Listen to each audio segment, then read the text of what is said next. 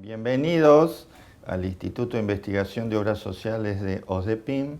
Hoy contamos con la presencia del doctor Luciano Enrichi, quien es juez contencioso administrativo en la localidad de San Isidro, en provincia de Buenos Aires, y nos va a hablar primero de su trayectoria, ¿sí? Y después fundamentalmente de un texto que creemos muy importante, que es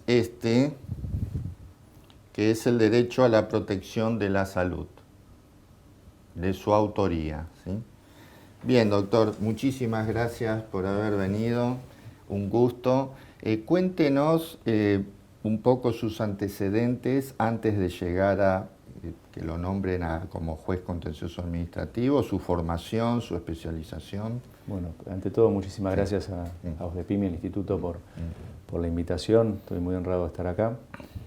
En cuanto a mi trayectoria, bueno, trataré de ser conciso.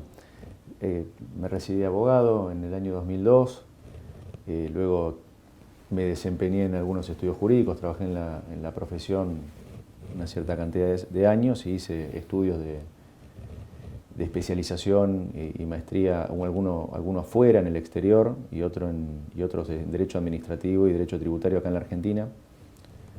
Y en el año 2008 me incorporé al Poder Judicial de la provincia de Buenos Aires a una cámara que entiende en temas contenciosos administrativos, y concurso mediante en el año 2013 y con comienzo de funciones en el año 2014 accedí al cargo de juez de primera instancia en lo contencioso administrativo número 2 de San Isidro, y paralelamente seguí, digamos, ejerciendo la actividad docente, continué mis estudios con el doctorado, hice otro trabajo anterior que también se publicó por la misma editorial sobre cuestiones también contenciosos administrativos bonaerenses, y culminado ese trabajo me aboqué a las cuestiones de salud, que también ejerzo actividad docente en la Universidad Austral respecto de esta materia, lo que tiene que ver con la cuestión procesal, los amparos, las medidas cautelares, los distintos medios de tutela del derecho a la salud.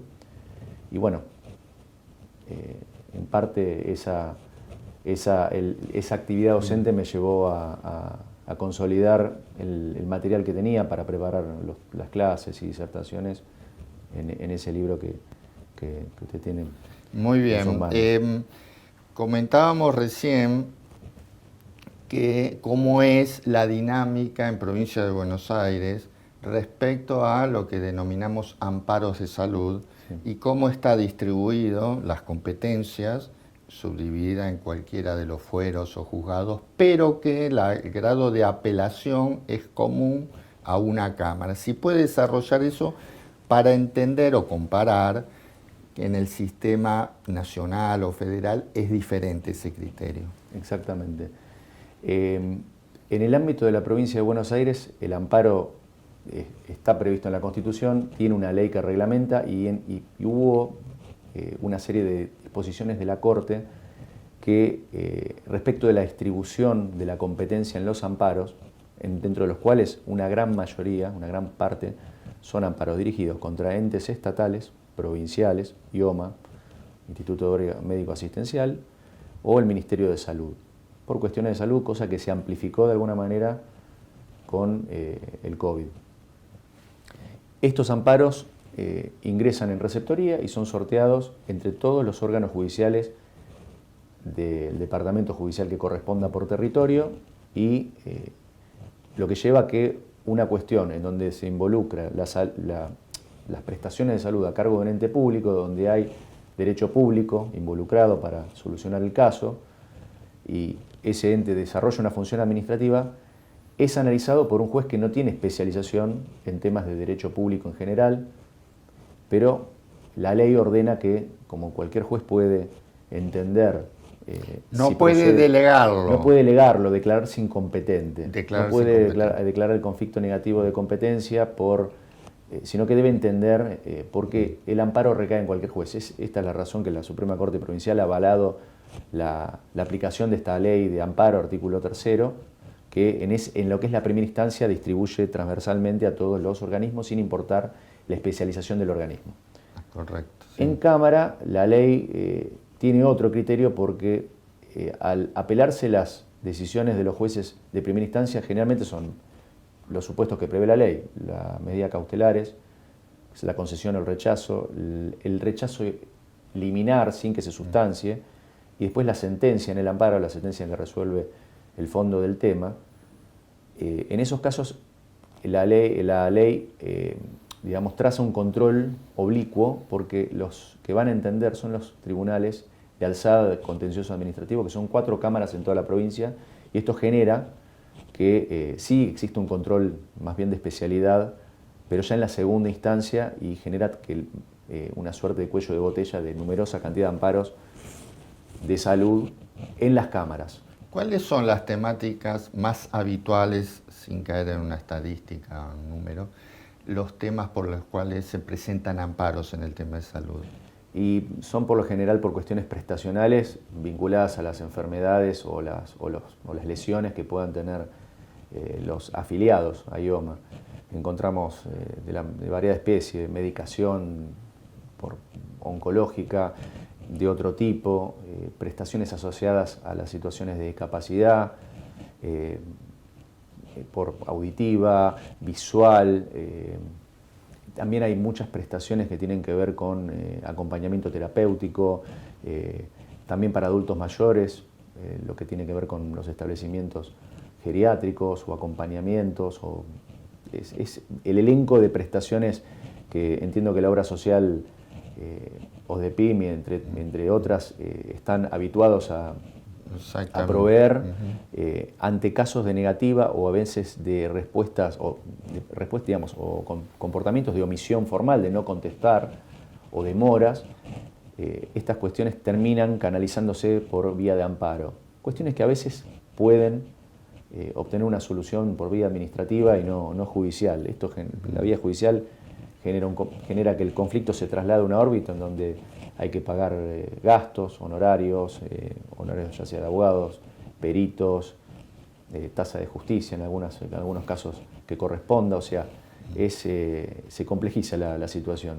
También nos comentaba que fue funcionario en la Cámara, es decir, que ahí tuvo la percepción directa, por esto que nos explicaba, de ser grado de alzada común, la experiencia de recibir todos los amparos, por lo menos de la competencia territorial respectiva. ¿Qué sensación le queda, porque después vamos a ir al origen del libro, de ese conocimiento? ¿Se resuelve de una manera de la cual estén conformes los amparistas? ¿Se demoran?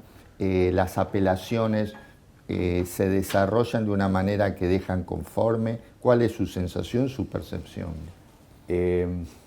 El amparo tiene una particularidad que es un proceso sumarísimo, breve, en donde los plazos están bastante más acortados que en los procesos ordinarios.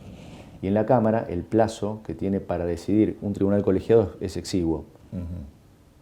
Es de 3 días, si mal no recuerdo, lo cual genera que exista un acuerdo entre esos componentes de la Cámara en relación a las cuestiones que se tienen que decidir en cada caso. Eso genera que la dinámica del amparo en las cámaras genera una suerte de necesidad de dar tratamiento urgente y poner en consideración en la agenda sobre los otros procesos ordinarios y una carga de trabajo enorme a cumplirse en breves plazos. El tribunal al cual pertenecí, que es la Cámara de San Martín, lo trabajaba digamos, dando cumplimiento a los plazos. Los tribunales son todos auditados en la provincia de Buenos Aires y, bueno, en líneas generales se han tratado con mucha seriedad las cuestiones de salud y se ha priorizado la vía del amparo como tal en temas que tienen que ver con enfermedades graves, que comprometen la vida misma, quizás en detrimento de otros temas que podían canalizarse por procesos ordinarios, con lo cual siempre el tribunal y en líneas generales las cámaras han admitido el amparo, que es una vía que procede siempre que no existe una vía idónea disponible, así lo dice la Constitución, ha procedido y lo han tratado en cuestiones de salud sin demasiados reparos formales. Esta es y siempre ponderando las circunstancias de cada caso. Respecto, usted mencionaba en esta respuesta que en general se admiten los amparos, se hace lugar al reclamo del amparista. Los criterios por los cuales se decide hacer ese lugar, porque estamos hablando de un aspecto formal, que es el procedimiento, pero una cuestión de fondo. Muchas veces cuestiones delicadas o cuestiones técnicas, médicas y demás, ¿a quién recurre o en qué se basa para resolver la cuestión de fondo, la justicia?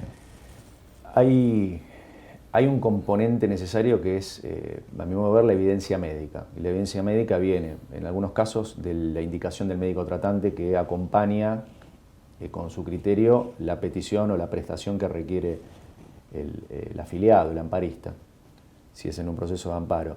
Creo que el Poder Judicial debe no solamente considerar la opinión del médico tratante, sino también los otros elementos, los informes de auditoría médica que puedan tener los demandados y producir, aún en el estrecho marco de prueba que tiene un amparo o un proceso de salud en líneas generales, producir a través de los medios disponibles, oficina pericial, listado de peritos, un criterio objetivo que permita darle apoyo técnico en algo que el juez no conoce, que es la medicina. Exactamente. El juez tiene que resolver, la parte procesal por supuesto la maneja, va de suyo, pero la cuestión de fondo puede tener dudas o puede desconocer la materia. Entonces, se basaría en la evidencia que le propone el médico tratante, sí, y recurre a una oficina pericial, sí, o peritos que puede nombrar y demás. En general, ese procedimiento también es dinámico o le puede tocar la situación que designan un perito de una materia sofisticada o extraña, sí, y se aparte, porque tiene que resolver, le urge el tiempo y tiene que resolver en base a eso. El juez tendrá el proyecto, la propuesta del médico tratante. ¿Y cuál es la recepción del perito o la oficina pericial en general en temas de esta naturaleza? ¿Sí? En líneas generales, las oficinas públicas con estos temas son conscientes de la importancia y de la urgencia que involucra el derecho a la vida y la salud. No todos los casos son iguales, hay situaciones que son más críticas que otras, esto claro está. Suelen producir sus informes en tiempo y forma. Puede ser que existan desconozco cuál es el panorama general de todas las jurisdicciones del país o de la provincia de Buenos Aires para saber si alguna demora más que la otra, pero en esto juega mucho la concesión de la medida cautelar, porque si con la indicación del médico tratante el juez verifica que la urgencia es notoria y hay un principio de verosimilitud, como que es el otro recaudo, y no hay una afectación al interés público, las medidas cautelares anticipan la jurisdicción. Por ejemplo, se anticipa la entrega de una medicación que persistirá esa medida cautelar mientras duren las circunstancias, es decir, que no existe una evidencia en contrario o que, por ejemplo, desaparezca la enfermedad o requiera otro tipo de prestación, y eso va a subsistir por líneas generales hasta la sentencia. Es necesario que el proceso culmine y no se eternice en una medida cautelar. A veces sucede esto en donde el proceso queda desinteresada en las partes porque el resultado que tiene que venir de la mano de la sentencia se anticipó con la medida cautelar. Con lo cual eso de alguna manera descomprime las urgencias, si la medida cautelar está concedida. Si no está concedida, por lo general lo que se ve en los amparos es que hay una insistencia en base a nuevos elementos. Se trata de obtener la cautelar y no esperar hasta el plazo de sentencia del amparo, que tendría que ser breve, pero a veces por la prueba, como bien marcó, puede generarse alguna dilación. La prueba tiene que ser considerada por las partes, tiene que ser puesta a consideración. En los amparos no hay una etapa de alegación, pero las partes tienen que tener acceso a la misma, poder manifestarse respecto de su validez científica o para aportar su punto de vista. El juez tiene que decidir en un plazo breve. Hemos en la conversación mencionado varias veces la expresión medida cautelar. No todos tienen que saber exactamente a qué se refiere en un procedimiento una medida cautelar. Si en lenguaje simple puede explicar cómo se integra esa medida cautelar dentro del proceso de amparo. Las medidas cautelares son anticipos de una decisión. Básicamente son herramientas que tiene el juez y que tienen las partes para solicitarle al juez para que garantice el derecho que se procura que sea reconocido en la sentencia. Básicamente es una medida que anticipa lo que va a venir. No quiere decir que la medida cautelar concedida termine en una sentencia favorable en todos los casos, pero en muchas ocasiones sucede así. Es como un adelanto en los amparos de salud de lo que normalmente va a ser el resultado final. Eso, sí, esa probabilidad se da. Históricamente las medidas eran más bien de conservación, pero la Corte de Justicia de la Nación, en un caso que es Camacho Acosta, para mencionarlo, que es un precedente importante, y numerosos otros casos, siguiendo lineamientos de la Corte Interamericana, que en temas de salud tiene sus pronunciamientos relevantes, han admitido las medidas positivas, es decir, que el juez pueda, por ejemplo, si lo que está en juego es una medicación que se requiere con carácter urgente, hay una indicación del médico tratante y tiene cierto sustento científico, la correspondencia entre la patología y la medicación, o una prótesis, aún en casos de prótesis, o audífonos, cabe la posibilidad, esto en la jurisprudencia es común encontrar casos, en donde se anticipa con una medida cautelar aquello que se procura en el fondo. Después está, a mi modo de ver, el error de considerar que porque se dio una medida cautelar y se anticipó la decisión, no es necesaria la sentencia de fondo porque el caso es abstracto y ya no hay controversia. No, el caso se tiene que resolver igual, porque esa medida es provisoria, naturalmente, y es provisional y puede cambiar, con lo cual no es el mismo impacto que tiene para la consolidación del derecho de la medida cautelar que la sentencia definitiva. Correcto. Y para cerrar el tema interesante de procedimiento de amparo y demás, en general el demandado puede ser un organismo público o IOMA, supongo contestan el amparo o el informe pertinente de acuerdo al procedimiento. ¿Cuáles serían los argumentos habituales? Si uno puede generalizarlo, habría que hacer una casuística, pero por el cual ellos tratan de defender desde su posición de demandados el por qué no cumplieron con lo que está reclamando el amparista. ¿A qué apelan? ¿A qué recurren? ¿Cómo lo explican? En el amparo, en líneas generales, lo que tiende a demostrar, porque así lo dice la Constitución y la ley, lo que tiene que demostrar o de alguna manera convencer al juez, el demandado, es que no hay un acto u omisión manifiestamente arbitrario, ilegítimo, inconstitucional, que afecte de manera evidente, ostensible, los derechos constitucionales, en el caso que nos convoca, el de la salud o la vida. Con lo cual trata siempre de apuntalar que el comportamiento que precedió a la interposición del amparo fue legítimo. Y hay distintos, depende de cada caso.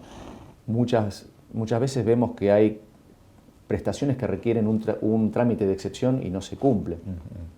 Y directamente se promueve el amparo. Entonces, la defensa estatal va a decir, había un trámite especial disponible que no fue instado por el interesado, promovió la acción de amparo, con lo cual mi comportamiento no puede ser calificado de arbitrario porque no se me tocó la puerta y se me pidió por el mecanismo reglamentado que yo provea esa medicación, esa prestación en líneas generales.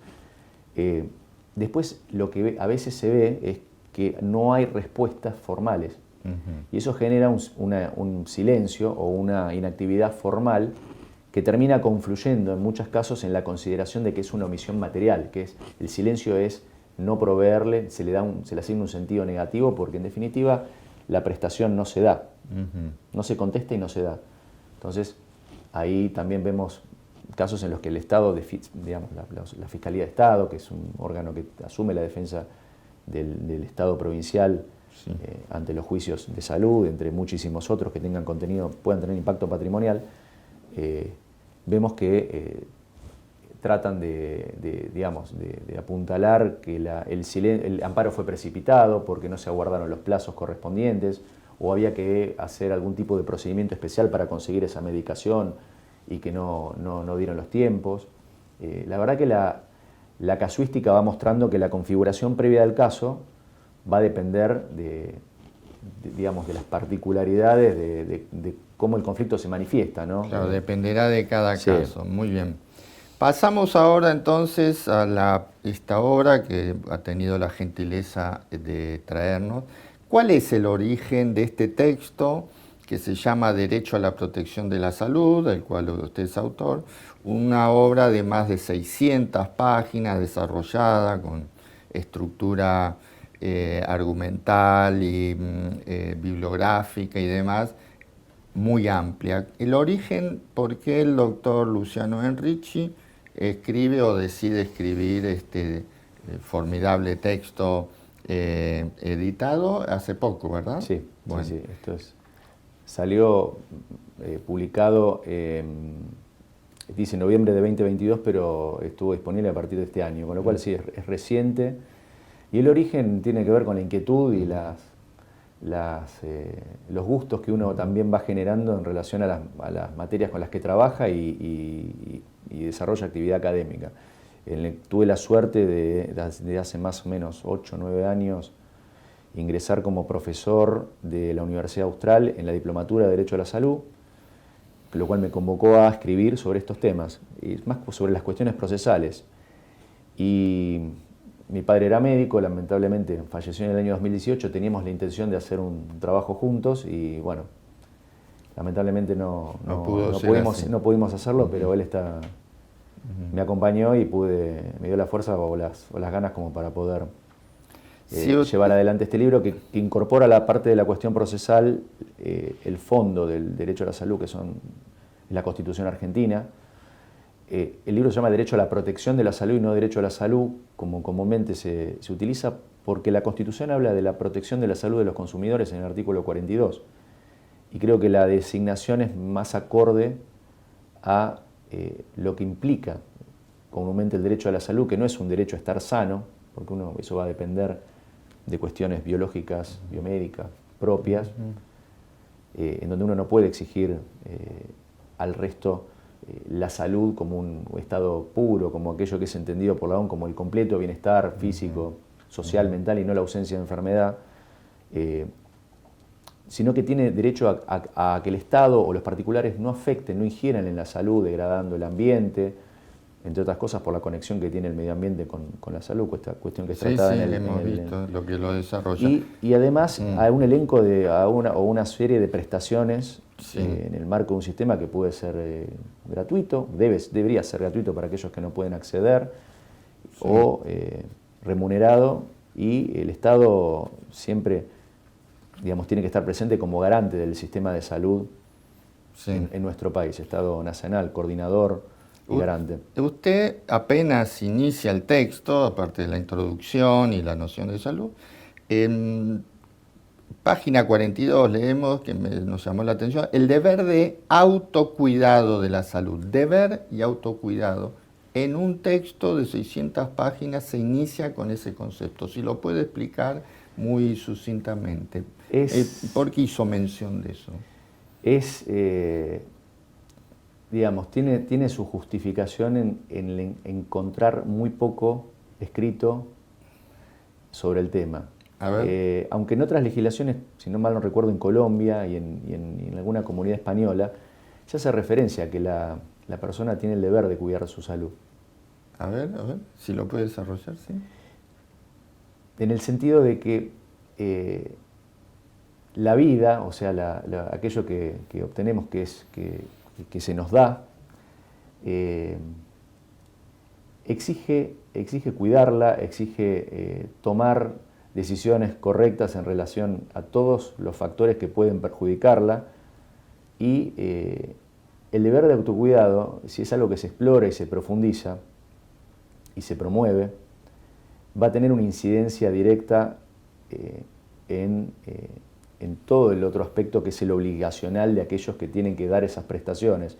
Este era el sentido de incluirlo, no como una suerte de mandato específico y digamos, sino más como una cuestión exploratoria y como para que esto se profundice y tenga que ver más que nada con la educación que el Estado debe también proveer, y los entes en general que tienen a cargo el servicio de salud tienen que llevar adelante para minimizar luego las contingencias.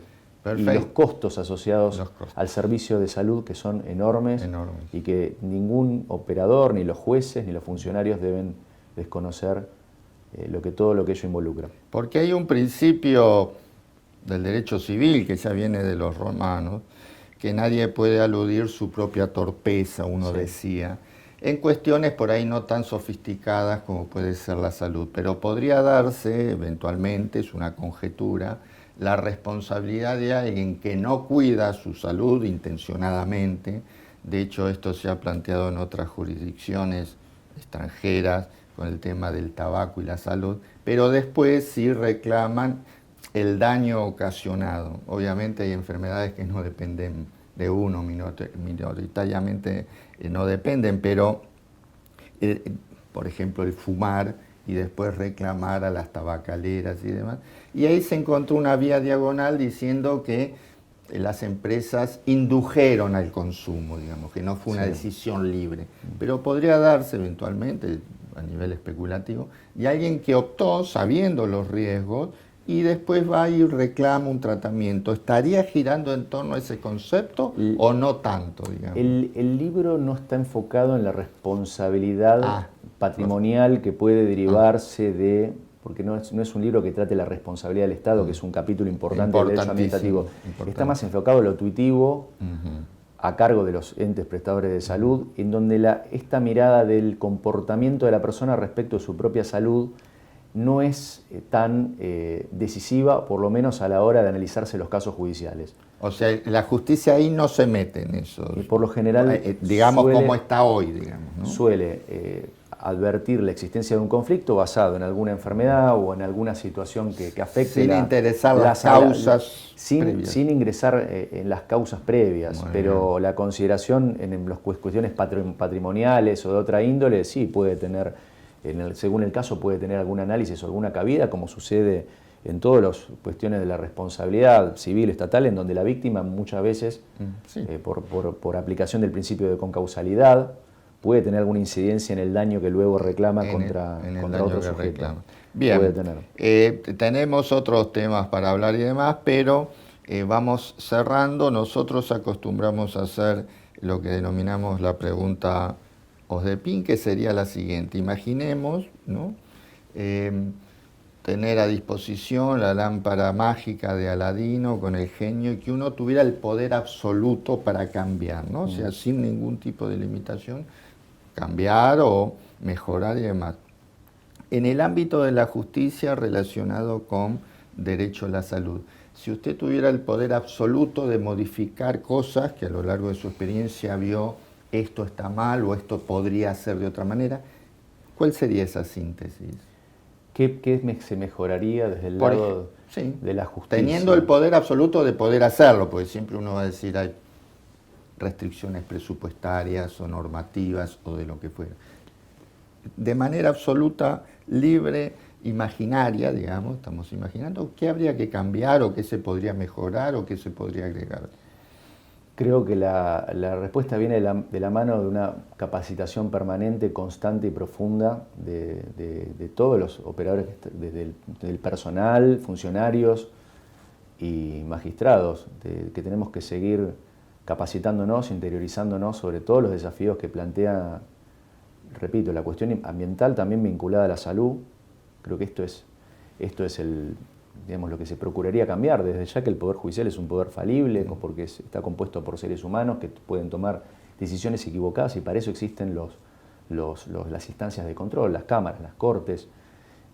Claro está que los tiempos de la justicia tienen que ser acorde a las demandas que los casos de salud tienen o que manifiestan en términos generales, que eso a veces no se cumple.